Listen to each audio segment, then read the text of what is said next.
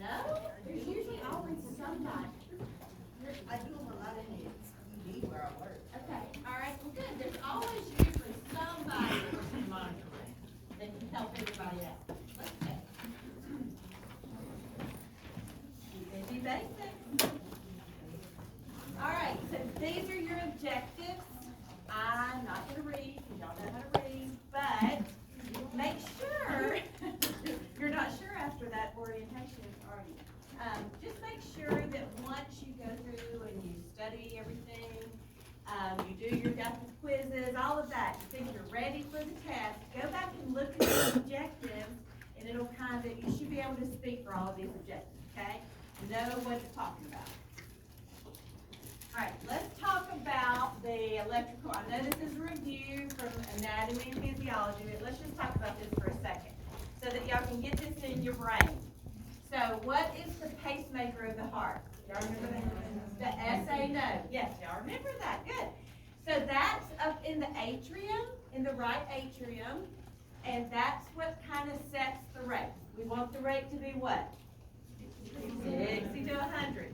Right. So if that SA node isn't working, what's the next thing that's going to take over? The AV node, which is going to be about 40 to 60. Now, is that ideal? No. We want this SA node kicking in pace the heart all the time. But if that doesn't happen, then that AV node will take over. Well, what if that AV node crumps out too? And what can happen? Why would that crump out? What can happen to make these nodes not work? Yeah, they can have some type of heart disease, something going on. So the SA node and the AV node may just decide not to work. So now what are we going to be down in? The bottom of the ventricles, right? It's going to take over with the right bundle branch the right bundle branch and the Purkinje fibers down to the 20s and 40s. Is that ideal? No. Where do we want it to be? 60 to 100. Just keep that in mind as we go through, okay? All right, so one complete cardiac cycle is the contraction, which is depolarization, and relaxation, okay? So, when you're hearing, what are you hearing when you're listening to the heart? What should it sound like? S1, S2, which is what? Love does. That's one complete cardiac cycle, okay? All right, this is what you're looking at when you're looking at the EKG. This is a normal EKG strip. This is one beat right here, okay? So the P wave, which is this right here, this is depolarization, okay? So that means contraction of the atrium. It kicks in to push that blood into the ventricle, all right? Your PR interval is kind of where your ventricles are filling. It delays that blood, that P contracts the atria, but do we want that blood to rush into the ventricle really quick? We want it to have time to fill, right? So that's what the PR interval is. And we're going to talk a little bit more about the PR interval. This is just a little bit of an introduction of what you're going to be looking at. And then you get your QRS complex. What is the QRS complex? Yes, it's the contraction of the ventricles. So that's depolarization. So whenever you hear me say depolarization, you need to think what? Contraction. When we talk about repolarization, what are we talking about? Relaxation. And that's easy to remember, right? Repolarization and relaxation. Both start with R's, right? That's the way I remember stuff like that. Okay? All right, so then you go on and now you have your ST segment, which is right here. That's where you've got the beginning of the ventricle relaxation or repolarization. Okay? It's ST segment.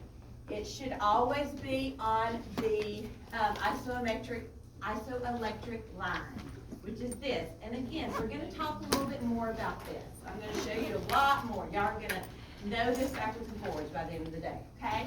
And then the T wave is the ventricular repolarization. That's the relaxation of that ventricle, okay? So, what do we have?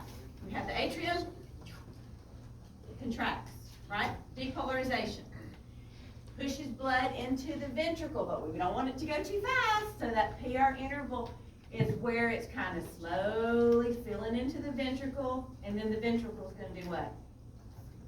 Contract, right? Which is depolarization. Then the ventricle relaxes, which is the T wave. We're going to see a lot more of this, so don't worry about this. Okay, so your EKG paper, and I've got some EKG paper I'm going to pass out to you in just a few minutes so y'all can look up at it up close. You'll have big squares and little squares.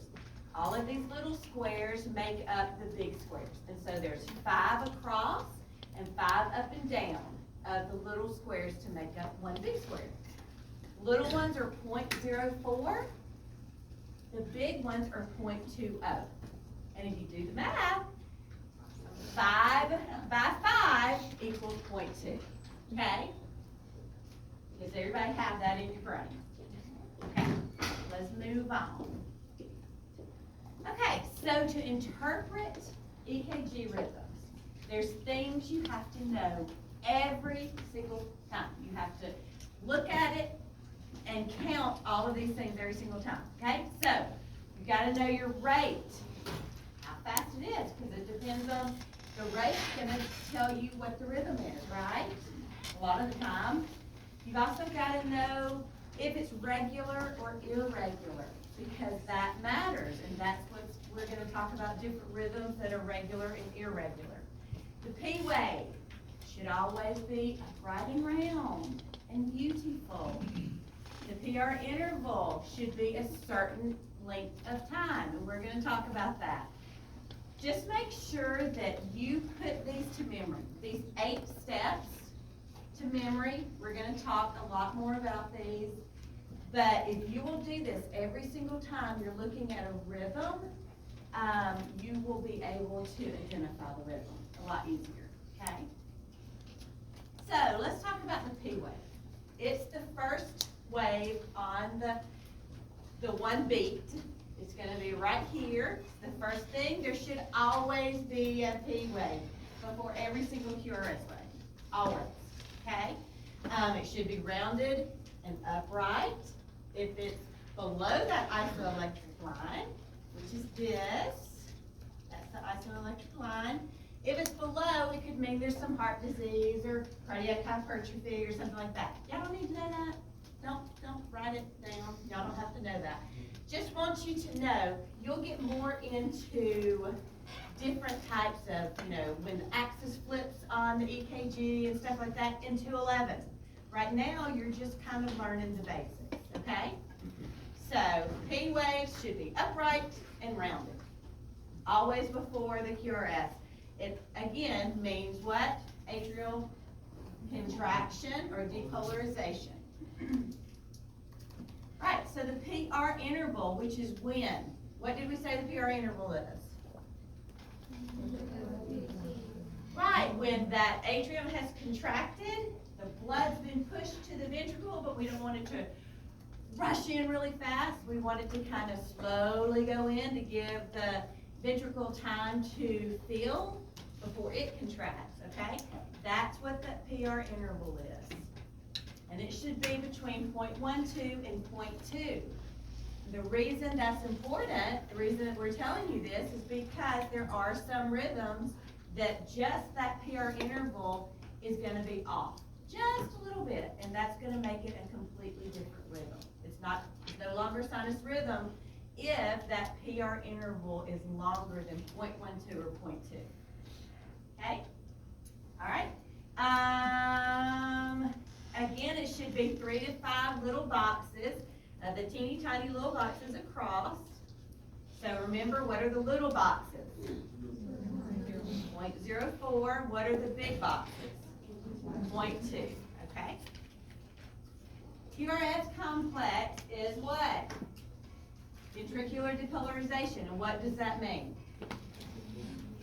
Contracts. Right. The ventricle is contracting. It should be very narrow and upright. Okay? Should be less than 0.12. Or less than 3 of the little bitty boxes. the .04 boxes.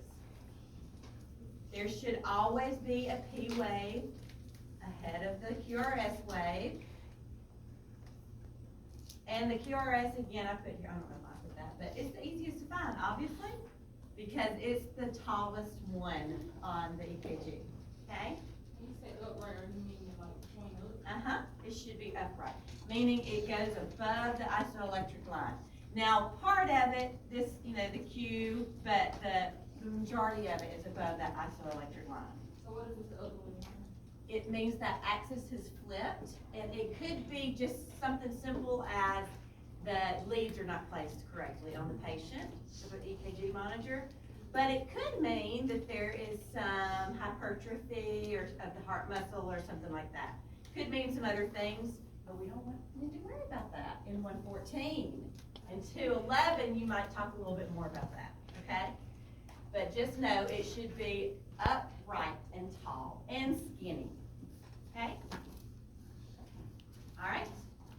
The ST segment is this right here. That is the ST segment. And again, it's where the S ends right before the T, that little area right before the T. And that's just where it's starting to relax again, okay? So, know that it should be always above that isoelectric line, okay? If it is not, it could mean that there is some ischemia, okay? So if it is below the isoelectric line, so it's sagging down like this, it means there's some ischemia possibly.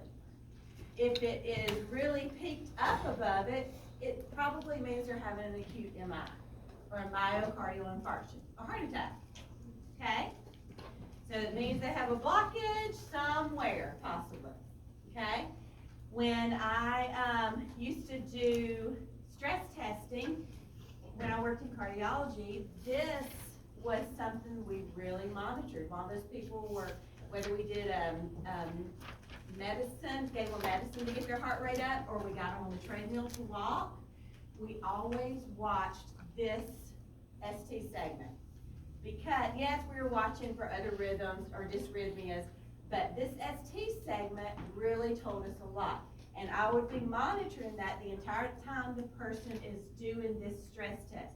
Because if it started sagging down, it means that heart was ischemic, okay? Do we want to keep them on the treadmill if it starts kind of going down? And it's usually not a quick thing, it's a gradual, 1 minute, drops a little bit. Second minute, goes down a little bit more, okay? Just means that heart's not getting enough blood or enough oxygen, okay? So always make sure that your ST segment is on that isoelectric line. That's key. All right, and then the T wave is the ventricular repolarization. So that is what? What's the ventricles doing? Relaxing, getting ready to do the whole thing over again, okay? So it's relaxing.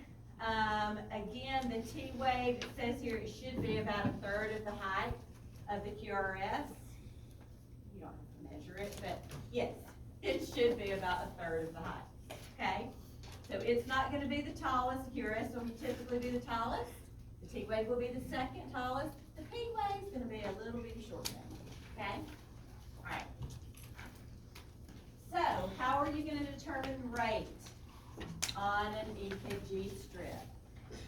I will tell you that when I give you EKG strips on the test or practice, whatever it may be, it's going to be a 6-second strip. Put that in your memory. It's going to be a 6-second strip. So how are we going to know what the rate is then?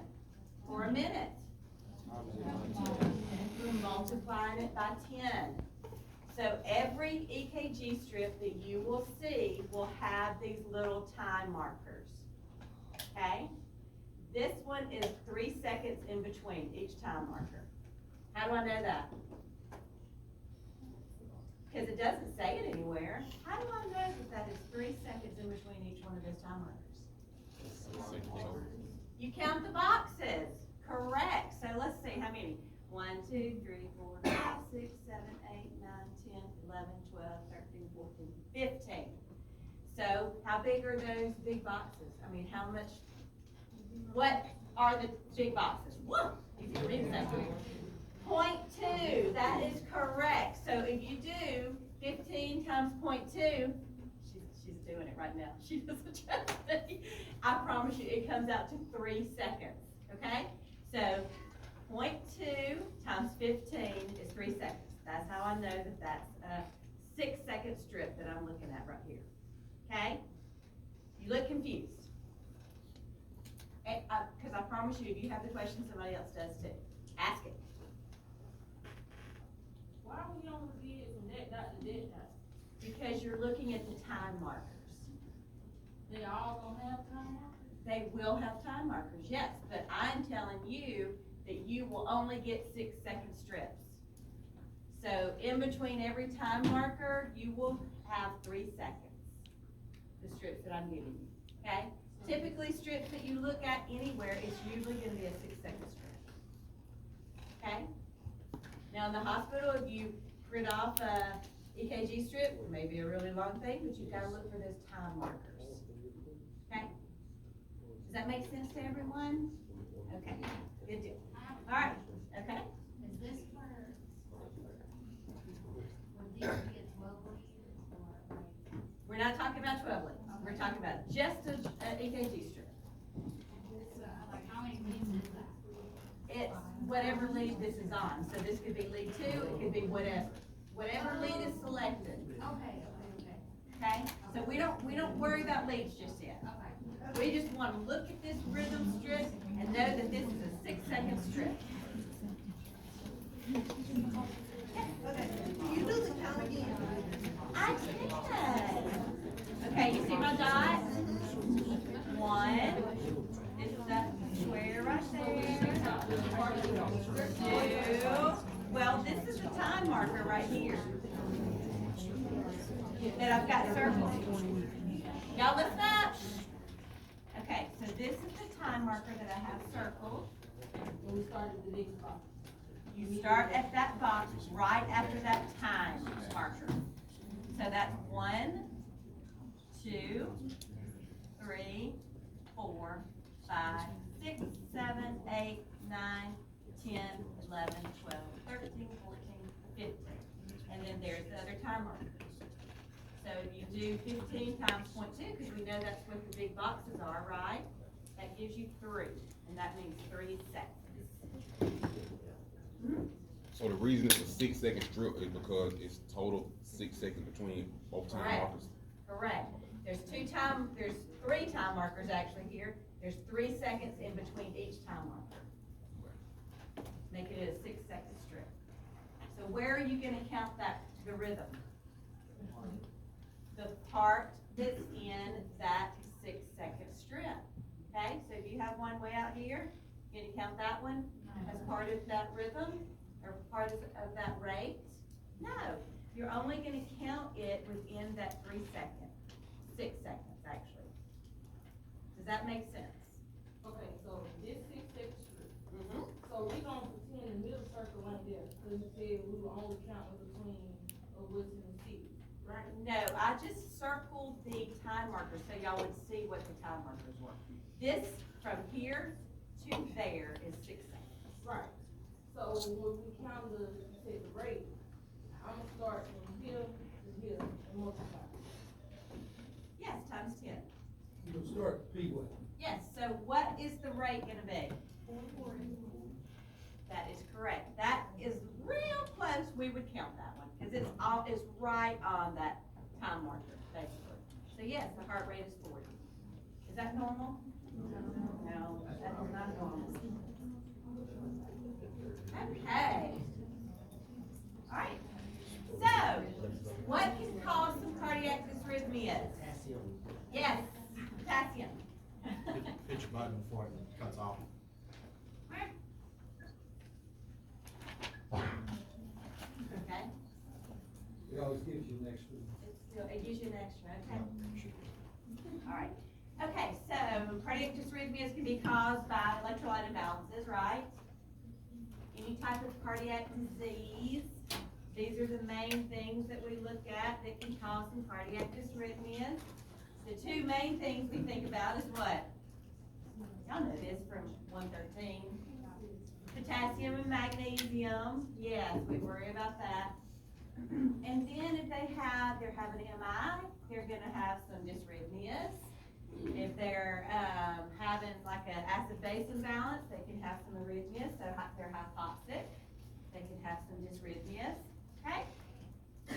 All right, so rhythm hint, no matter what the rhythm is, what are we always gonna do? Yes, so your patient looks like they've gone into some crazy rhythm. What are we gonna do first? We're gonna assess the patient. Lots of times the patient can just be moving around and it's gonna look like a lethal dysrhythmia. Are we gonna go in and shock them just because it looks like that on the monitor? No, we're gonna assess the patient first. Always assess the patient. And then once you confirm, yes, that is indeed that rhythm, you're gonna see how they're tolerating it. So, can they tolerate a lethal rhythm for very long? Probably not, but we're not gonna just assume that they're not tolerating it. We're gonna assess them first, okay? We're gonna assess them for what? What are we looking for? Decrease what? Cardiac output. Who said that? You're so smart. Oh. I gave y'all the answer. Okay. So yes, decreased cardiac output. And what are some signs of decreased cardiac output? Altered dental status. What else? What's the biggies that we think of? What is that? Yes, decreased blood pressure. What originally are you going to see probably? Their heart rate may be up, but we need to just look. Are they cool and clammy? Do they have altered dental status? How are they perfusing? Right? Urine output. We want to look at that. What would we expect? Low. Very low. Below what? 30 milliliters an hour. Okay? So all the things that we already know that y'all learned already about decreased cardiac output. Okay? That's what you're going to be monitoring your patient for. Okay, so when we're applying a cardiac monitor, and again, we're only talking about a 5-lead here. We're not talking about a 12-lead EKG, because that's completely different. Y'all don't need to know that right now. The actual leads themselves are marked most of the time. So there's going to have a RA and an LA for right arm and left arm. Then you're going to have a V lead, which is your chest lead. And that's usually going to go right here in the middle of your chest. Okay? Unless they're getting an x-ray, then you'll move it around somewhere else. But also then you're going to have a RL and an LL, which is a right leg and a left leg. Does that mean you put them on the legs? No. Where do you put them? Yes, right. They're still up on the torso, but the RL is going to be on the right side, the LL will be on the left side. Okay? And that's important because y'all have to do that sometimes in clinical, right? Y'all need to know how to put that back on. If they are super duper hairy, go ahead and try to clip that hair away before you put it on for the first time. If they've had one for a while, I promise you they don't have any hair left in those little spots. But if it's the first time you're applying it, go ahead and try to remove that hair. All right, so who knows what a Holter monitor is? Right, a Holter monitor monitors the pace, a cardiac monitor, but they go home with it. And they'll usually wear it, it's usually about a week or two that they're gonna have it on. And it just monitors all of their electrical activity the entire time that they have it on, okay? So some things that you would need to teach your patient while they have it on is anything, they need to write it down, because they'll have a little log that they have to keep track of. And anything unique that happens, they need to jot that down, because as the physician goes back and starts reading this Holter monitor for all this time, he's gonna look at that log. And if he sees at some point that their heart rate really goes sky high, but they jotted down, I was having sex, or I was exercising, whatever it may be, he's gonna be like, okay, that makes sense, that, and he'll keep moving on. However, if there's nothing there that caused that heart rate to go up really high, that they didn't document for, then he's gonna look at that a little bit closer, okay? Does that make sense? So also, if they take some medication, any medication they take, they need to put that in the log. Any type of exercise, if they strain for any reason, if they are on the toilet and they have to really strain, they have a bowel movement, they need to document that, because what could that cause? What can a vagal maneuver cause? Yes, it can make their heart rate drop. So again, anything different, anything that can cause any fluctuations in their heart rate, you need to teach them to write it down, no matter how insignificant they think it is. Does it alert them if it goes way too high or way too low? It does not. It doesn't. It's just so that, it's usually for someone that's been having like maybe some dizziness, or they're complaining of, they feel their heart racing or something like that. They may get put on a Holter monitor, and then they'll go back and read it later. Okay, jumping right into the rhythms now. Sinus rhythm. What would we expect sinus rhythm to look like? Yes, you'd expect it to be 60 to 100 beats per minute. What would you expect the P wave to look like? Present, for sure. Upright and rounded, yes. On that what?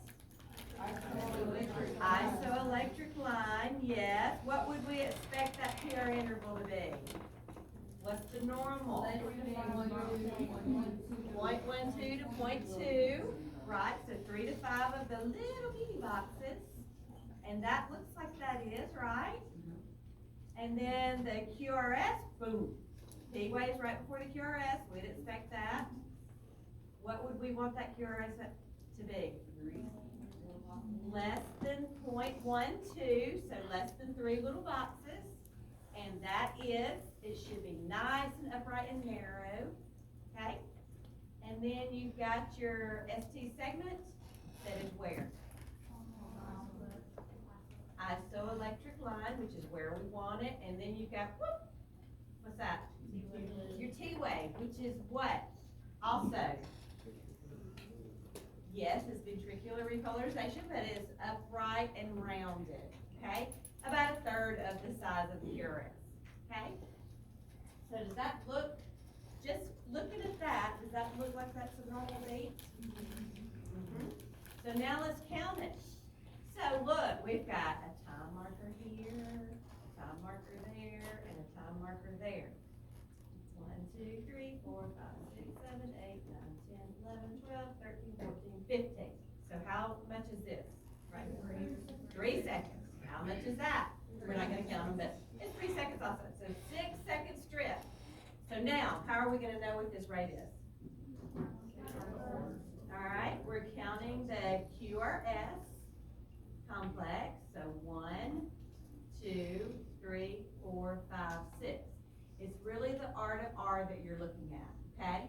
So to know that this rhythm is regular, we want a regular rhythm, which is normal sinus rhythm.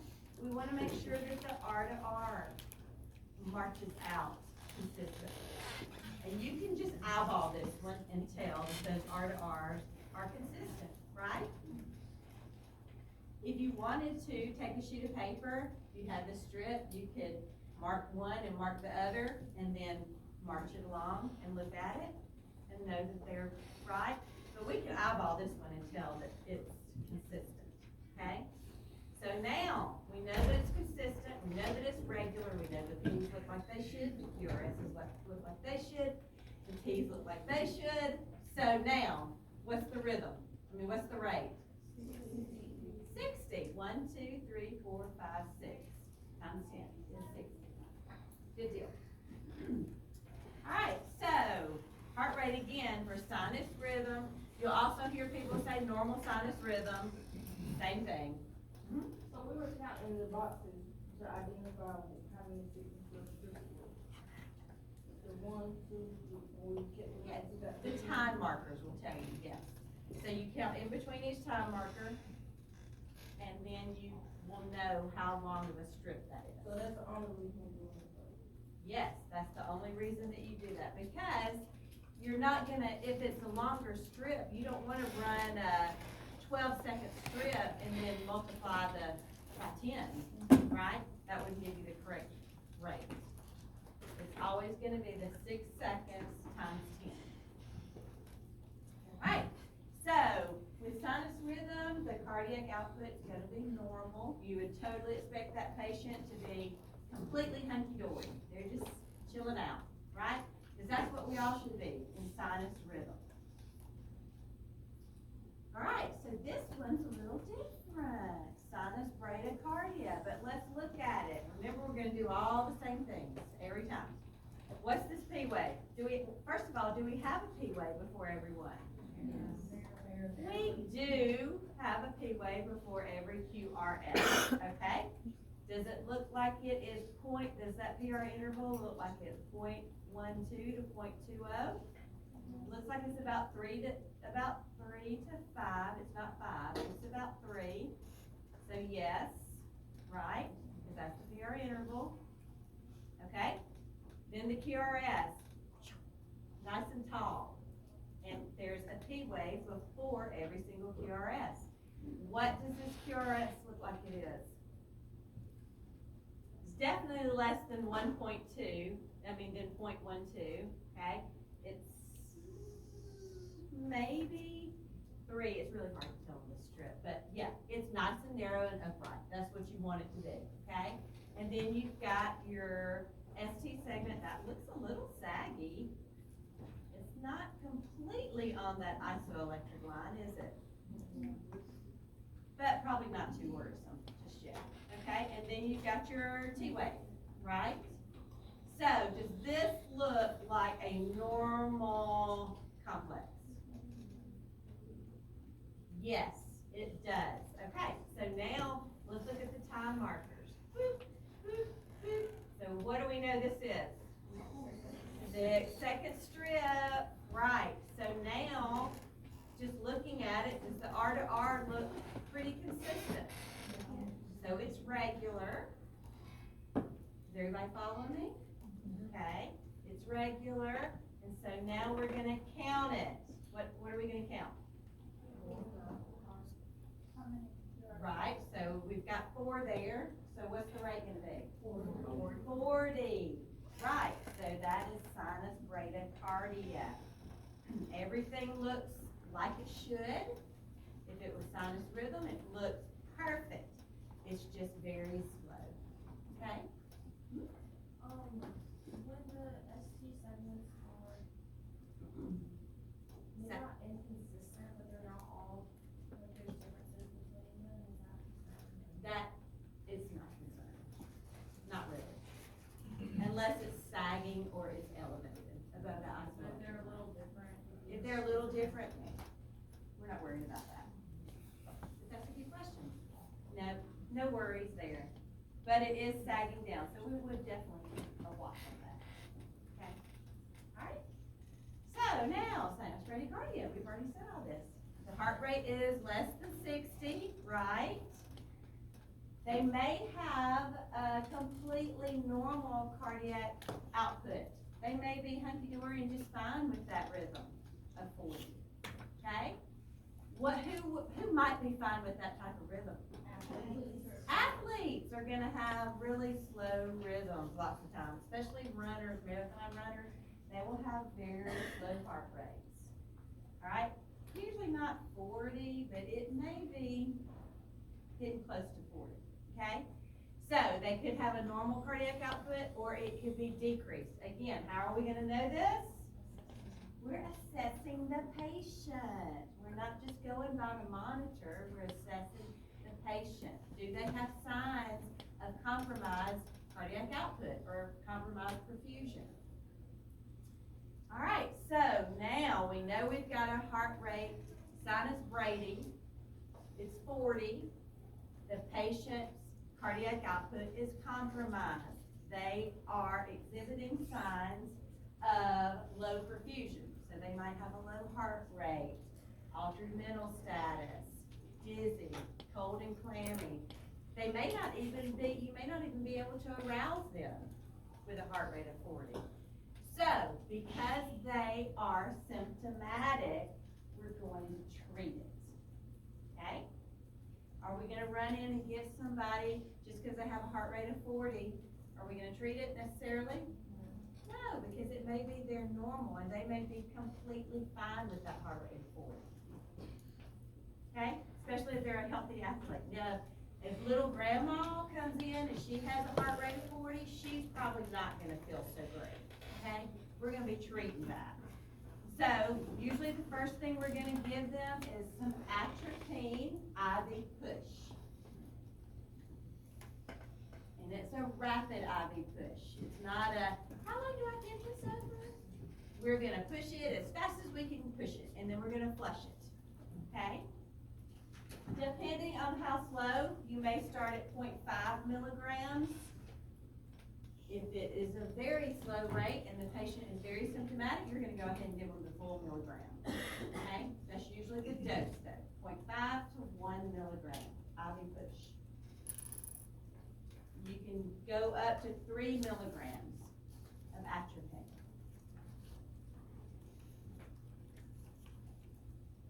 If the atropine doesn't work, and we're all praying it does, but if it doesn't, we're gonna transcutaneous pace the patient, okay? Because their cardiac output is very low.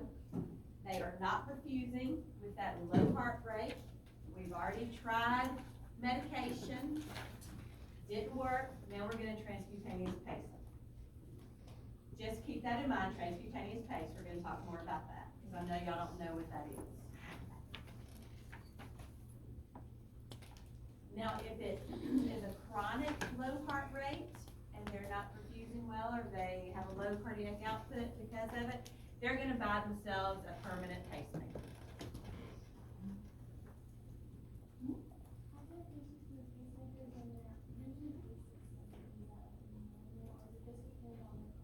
It depends on when they're putting them in, they'll test different rates and see how it affects their perfusion, their blood pressure and all of that, and then that's what they'll set it at.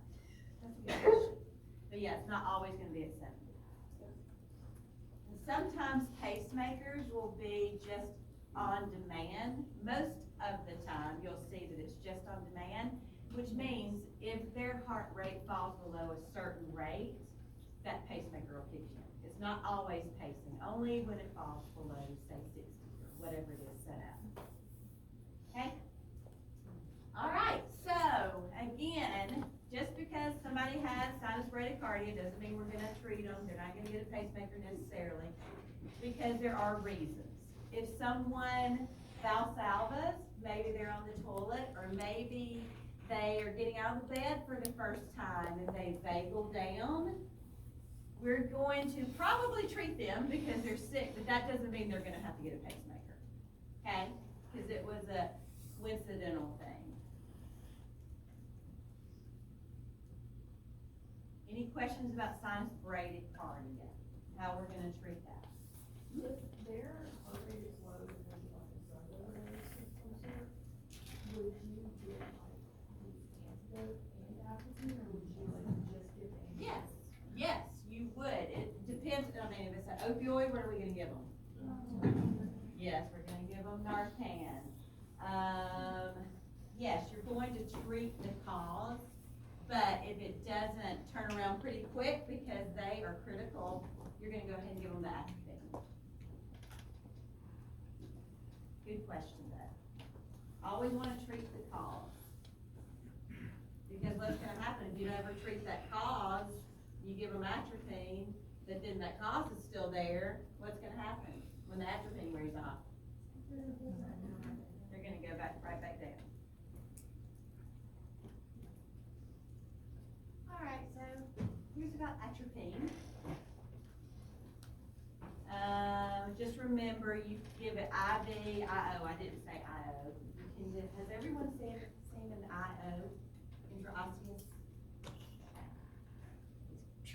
Or different places. But up to 3 milligrams. And it's anticholinergic effects, atropine does, so what's it gonna do for the patient? Ooh, it's gonna make them so dry, their mouth, their tears, it can make them constipated. But it will increase the heart rate. How often can you give this? You can give it about every 3 minutes.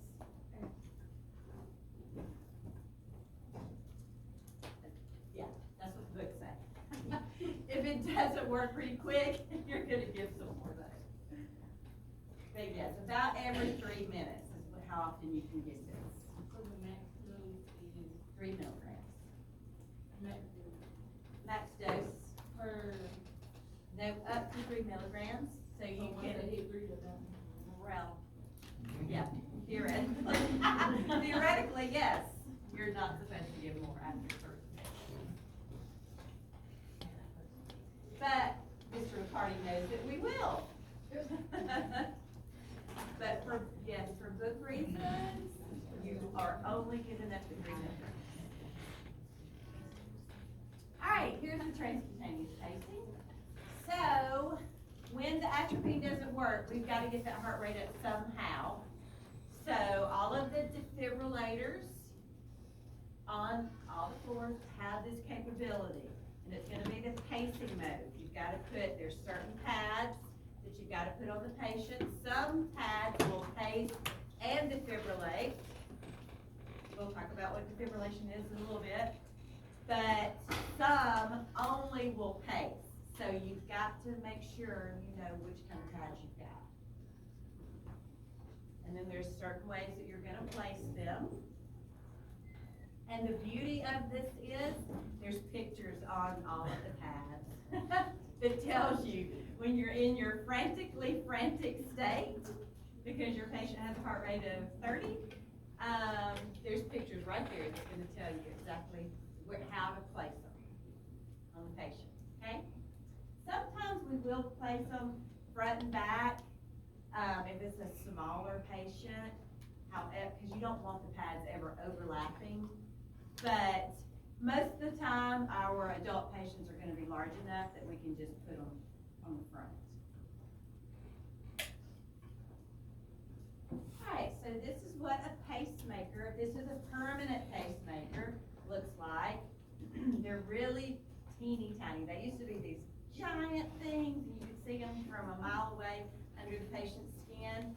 Now they're teeny tiny, unless it's a defibrillator also, and those are a little bit bigger than the permanent, just the pacemaker. But it goes in and it sits in the right atrium, okay? And it stimulates that, what node? The SA or the AB node, okay? So they feed in. Sometimes you'll see them under the skin on the right side, sometimes you'll see them on the left side. This picture's on the right, but it doesn't mean that it's always gonna be on the right side. Okay, so this is what a pace rhythm looks like. You see these little pacemaker spikes? These little lines here? That's pacemaker spike. And you see it's in front of every single QRS. Do you see any P's really? No, you don't. This looks like it is it's just always pacing. Okay, I've got a couple of other pictures too to show you that might be a little bit better. There, you can see these a little bit better. Okay, so you see these pacemaker spikes? All right, so this is a ventricular pace. Because why? How do you know that? What's that? Yes, it is before the QRS every single time. We don't really see any P waves. What is this one? Atrial pace. Usually you don't ever see just atrial. It's probably atrial and ventricular case. Oh, you do see it, right there. I had to walk over to the computer, I couldn't see it. Can y'all see that? Right here, B pace, A pace. It's an AV pacemaker. Is that, can y'all see that? I can see it so much better on my screen, those little V spikes. Anyway, I just wanted y'all to know what it's gonna look like when your patient is paced. And it doesn't mean just because they have a pacemaker that they're always gonna be 100% paced. It could just be on demand mode, meaning only if they fall below a certain rate. It'll keep it. All right, let's talk about sinus tachycardia. So, you can see these little boxes really well. So, what do we see here? A P. Do we see a P before every QRS? We do. Okay. So then we have the PR interval. If you counted it, it is 0.12 to 0.2. It's just really fast, but you can see the little boxes pretty well. Now look at the QRS. We have the QRS, and it's what? Upright and narrow, and less than 0.12. And then you have your T, that is what? Right, it's also upright, which it should be. This one, these P's are a little bit taller, but the T is still a little bit taller than that P. So, does that look like a normal complex? Just at a glance, it does, for sure. Okay, so now, let's see, is it regular? What does it look like? But, now it is fast, but is it regular? It looks regular to me, just eyeballing it. If you were not sure, you could do what again? You can march it out. But just eyeballing this, those all look pretty consistent. All right, and so we know this is a 6-second strip. So how fast is this? 1, 2, 3, 4, 5, 6, 7, 8, 9, 10, 11, 12, 13. So it's what? 130. And so what is this? Sinus tachycardia. Not just tachycardia, but sinus tachycardia. What makes it sinus tachycardia? Yes, because everything is normal. Everything, each complex is exactly the way it should be. It's just really fast.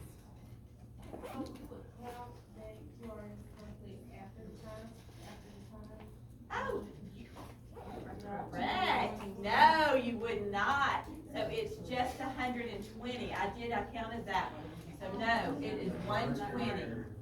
Good catch. All right. Any questions about this? What makes it so every single time you are looking at a rhythm strip, you look at all of those things. P, the QRS, the T, the PR interval. Is it regular? How fast is it? All of those things to be able to determine the rhythm. All right. So, patient with sinus tachycardia is going to be 100 to 150. Anything over 150 is going to be supraventricular tachycardia. We're going to talk about that in a little while. But just know, it'll look really fast, but it'll be above 150, and that's no longer sinus tachycardia. That's supraventricular. Again, why is this person tachycardic? That's what we need to find out, right? What's some things that could make them tachycardic? Oh, but you put it right there. Exercise, caffeine, maybe fever, if they're hypovolemic, right? So again, we always want to treat the underlying cause, because if we don't, we're not going to fix the patient. they're gonna stay tachycardic. And after a while, their heart's gonna get really tired of beating really fast, and they're gonna start deteriorating.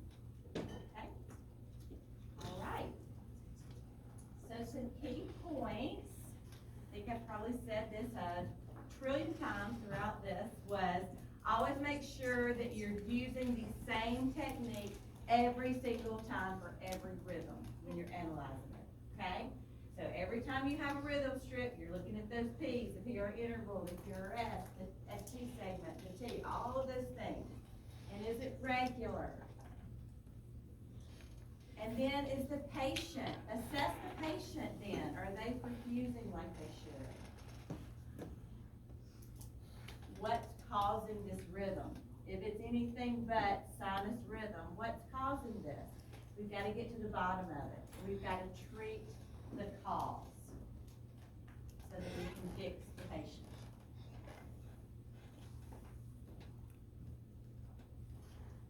All right, so let's review. Am I making a decent time? Oh, a real good time. Okay. Am I going too fast? We're about to do this. Y'all don't get this part. This is my part. Okay, this is your review. All right, so here's some questions. A patient's cardiac rhythm is sinus bradycardia with a heart rate of 34 beats per minute. If bradycardia is symptomatic, the nurse would expect the patient to exhibit what? What's some signs of symptomatic bradycardia? What would you expect? Shortness of breath. Yes, good job. You'd expect them to be short of breath. If they don't have enough blood circulating, it's not fast enough.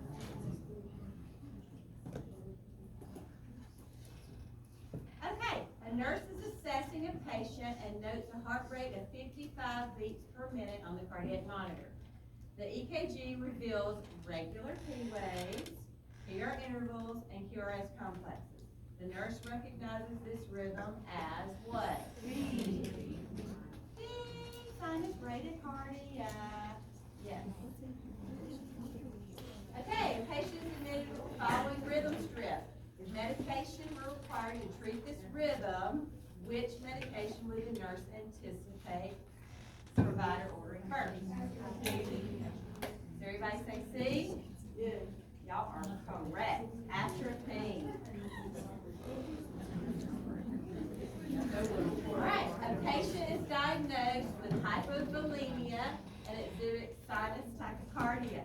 The nurse anticipates that the primary treatment will involve what? Does everybody agree with that? Gosh, I can't trick y'all. Yes, IV fluids, because the key there was they're hypovolemic. Okay, good job. All right, during the assessment of a patient with sinus bradycardia, the nurse should prioritize monitoring for which potential complication? What would you expect someone with sinus bradycardia to have? Who says C? Who says D? Nobody wants to commit. Everybody's like, commit, D! Raise your hand high if it's D. What if it's C? It's D. You would expect hypotension first. And then possibly later on, hypoxia. But hypotension is what you're going to see if someone is symptomatic bradycardia. All right, a patient with sinus bradycardia is prescribed a temporary transcutaneous pacemaker. Remember, that's the one that's pacing from the outside. It's not implanted. The nurse explains to the patient that the pacemaker is used to what? Increase the heart rate, yes. A patient's EKG reveals a heart rate of 110 beats per minute with a regular rhythm and upright P waves preceding each QRS complex. The nurse identifies this rhythm as what? Sinus tachycardia, yep. Y'all are so smart. Okay, a patient is admitted with the following rhythm strip, what is the most appropriate initial nursing intervention? What is it? What is the rhythm strip? So we've got 1, 2, 3, 4, 5, 6, 7, 8, 9, 10, 12, 13. This one really is 13. 130. Okay. So what do you think? Do we want to give them some atropine? I did it. We're gonna assess the patient. We're gonna assess the patient. It's covered up. I'll just okay, it's covered up a little bit. This is the A right here. Assess the patient. For the clinical condition and any possible causes that it might be. Okay? Then we give them a possibly, depending on the cause. Okay, how does the nurse document this rhythm? 6 seconds. Okay, where's the? I don't even see that. Okay, this is a 6-second strip. I told you I would only give you a 6-second strip. So this is a 6-second strip. So what is this rate? All right. Okay, so let's look at the P's. Do those look normal? They're upright and they're round. The PR interval is 0.1. You see it in between this box, so it's about 0.2. Is that okay? Yes. What about the QRS? Nice and tall and skinny. Less than what? 0.12. That's right. Is the ST segment, it's kind of hard to tell. Is it on the isoelectric line? Mostly, yes, it is. It's not really sagging down and it's not peaked way up. So yeah, we can say that ST segment's okay. And then it has a what after every QRS?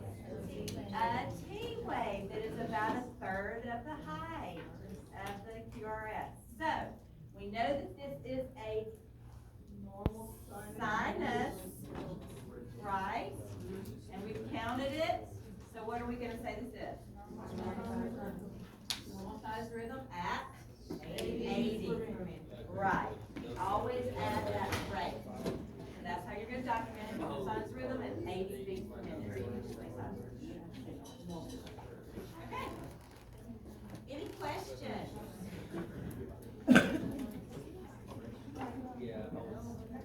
Any questions? On those?